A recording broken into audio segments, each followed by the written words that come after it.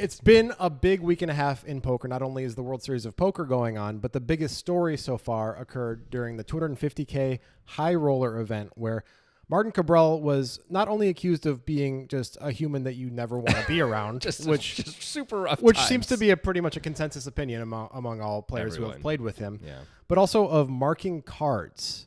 So this is a very major accusation, and it was done from a high level. It was done by Andrew Roble initially, who is one of the best high-stakes pros in the world, for those who don't know.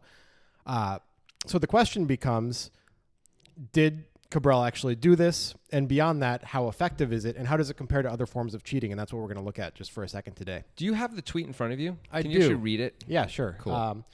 So this is from Andrew Roble on June 18th. How is Martin Kabrhel not banned from the WSOP? He makes any tournament no fun for anyone. And on top of it, I've seen him mark cards in every tournament I've ever played with him. And I don't have other tweets in front of me, but many other high-level pros echoed these sentiments. Yeah, and even Dan Smith, as he busted the 250K in like 6th place or whatever it was, he said the normal things you say to everyone else, like, good luck, everyone. And he turned to Martin and he said, and I hope, except for you, I hope you get barred. Right. And Dan did not actually accuse Martin of marking cards directly like Roble did, but he certainly thinks the antics is enough. And then many people also started writing afterward about how even if he's not actually marking cards, he gives the impression that he is. So then people think they're not safe and they're not playing in a safe environment where they're not being cheated, and that's not fair to do anyway. So there's sort of a bunch of different sort of levels to this anyway. Yeah, and this resulted in Martin Kabrhel suing all of the people who accused him of this. I mean, has he actually sued, or has he just said he's going to sue? I'm not sure. I'm sure it'll go nowhere, right? Like, I how think could it's just how a could it ever tweet. go I think he anywhere? wrote a tweet. I mean, it feels like sort of like what a politician does to get over some news station saying something they don't like. Right. Something that comes to my mind that I wonder how likely it is that he marked cards versus a player who everybody liked but had the same behavioral tendencies. Like, is this overblown because everybody hates this guy? Oh, that's interesting. Yeah. It probably makes it easier to jump on the bandwagon. Yeah. But there does seem to be a fair amount of evidence too. So, for example, and look, we don't know. We have no proof one way or the other. No, don't sue us, Martin Kabrhel. Yeah, like sue Please. everyone else. You can sue the other guys. They're rich. So, like, we've seen, though, when he's playing, and from the 250K, you can actually see clear examples of him as he mucks the hand, his own 2 cards, he sort of like digs his fingernails into them. Yeah. No one ever does that. Also, there's a point when he's lifting his hand up and the cards are beneath him, and they actually stick to the fingers, which I've never seen ever in all my years of poker. I've been playing since 2003. And so it feels like there's at least it's a reasonable assumption, let me say, that he's doing something to the cards in some way. And if that's true, of course, that's an unbelievable advantage, and it's not surprising he's doing as well as he's doing. But like you said, one of the theories is that he's not actually cheating, but is Yes. pretending to cheat to throw off his opponents, which is interesting in its own right. It would make it harder to bluff him, right? If you Yeah. think he knows what your cards are. Right. It'd be basically impossible to bluff, right? So that has real value anyway. If you think this guy's essentially bulletproof, you would take no shots at him. I mean, it really sucks, right? So there's that anyway.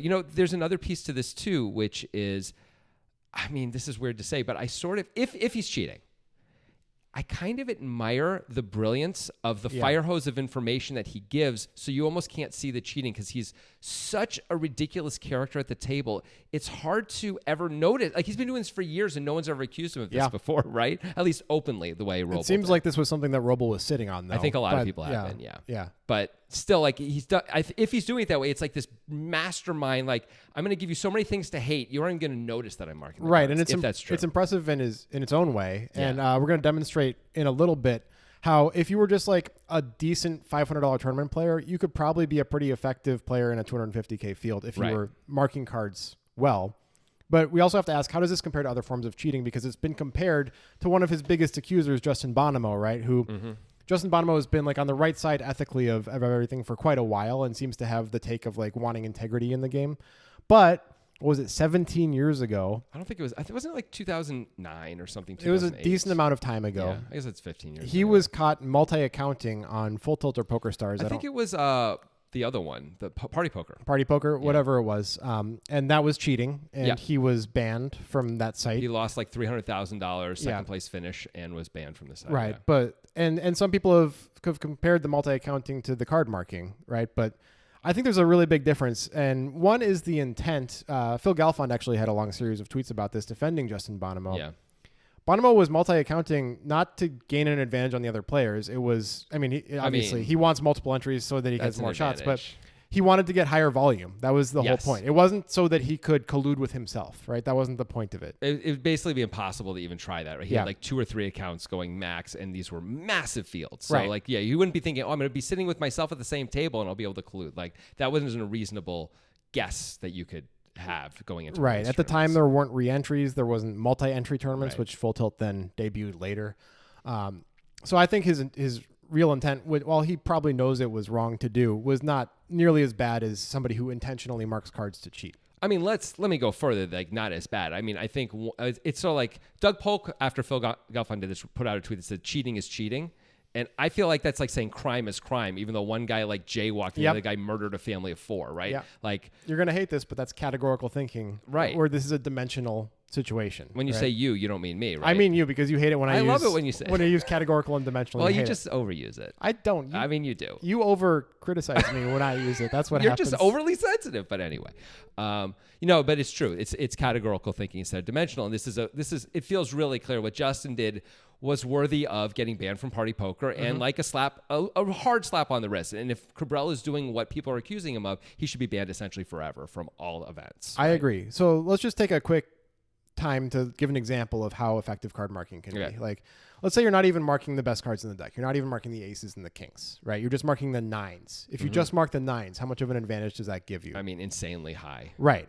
Just imagine a situation where you're in the big blind and let's say Under the Gun opens, or something like Under the Gun +1, and you have Jack 6 of diamonds and you defend in the big blind, and the flop is Jack 8-3 with a rainbow board, right? Yep.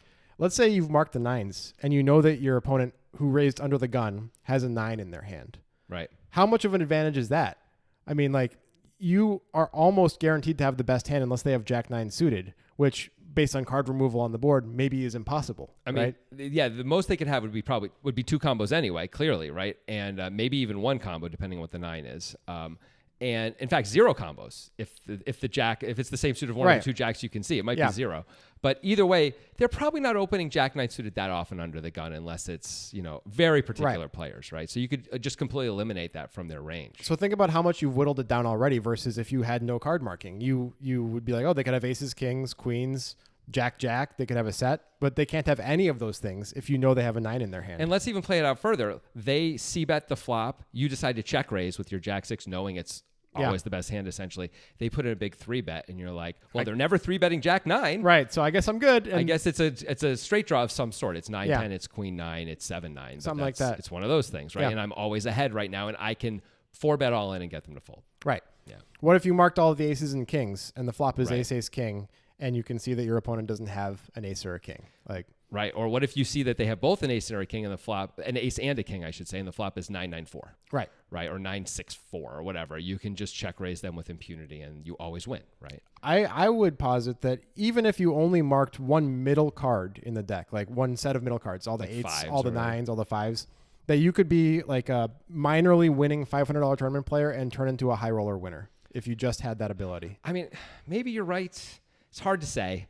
That's a lot, but it would at least make you break even, I think, at the highest levels. Yeah. Which is already unbelievable. Right. So if Kabrhel is actually pulling this off and using this fire hose of his personality and everything, as you referred to it earlier, it's impressive in its own right. Right. It's like a skill that nobody else has, that he's able to do this, which makes me think maybe it's less likely that he's doing it, that it's like nobody else is capable of doing this. I mean, he's doing shit, though, no one's ever seen anyway. Like, that's all true. of his antics at the table are so weird. He claims that he's autistic, and that's the reason for it, right?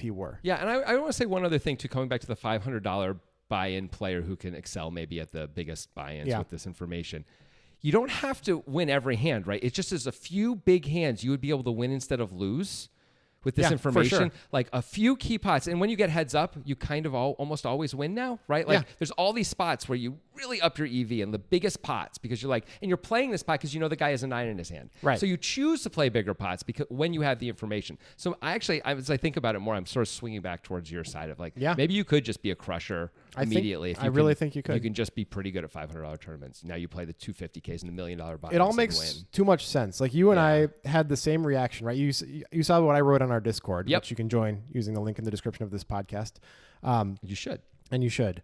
You saw what I wrote, which was essentially like, it would make so much sense to explain his erratic behavior that has been talked about in the poker world for 5 years if he's just trying to do a smoke screen, just blind everybody with all of this strange behavior so they're not paying attention to what's really going on. Yeah. That's an interesting way to go about it. It really Again, really not an accusation, just an observation. Is it possible that he's trying to comment on the current political climate? Yeah, that's definitely disinformation and all that. Facebook. I think it that's is. what's This going is on. what it is. It's brilliant. This is about. It's Banksy. It's basically a Banksy. This is It's going to shred itself.